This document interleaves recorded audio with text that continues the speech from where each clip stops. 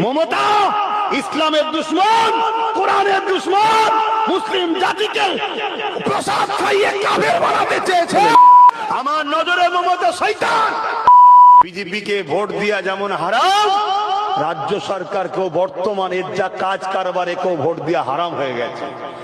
যে শুভেন্দু অধিকারী মুসলিম জাতিকে রোহিঙ্গা বলছে, বাংলাদেশি বলছে, অনুপ্রবেশকারী বলছে, জিহাদি বলছে, সংবিধান বিরোধী কথা বলছে, সেই শুভেন্দু অধিকারীকে মমতা পুলিশ দিয়ে পাহারা দিয়ে খোঁড়াচ্ছে। তার বিরুদ্ধে কোন রকম স্টেপ লাইনে তার নন্দীগ্রামে একের অধিক থানা করে, কিন্তু নওশাদকে হারাবে বলে শুধু ভাঙরের থানা বেরিয়েই যাচ্ছে। কেন?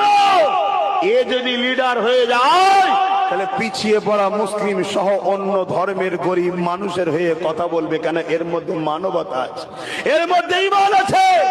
একটা আদিবাসী বিপদে পড়বে, নওশাদ যদি তার সাথ না দেয় তাহলে রসুলের দিনের দুশ্মন।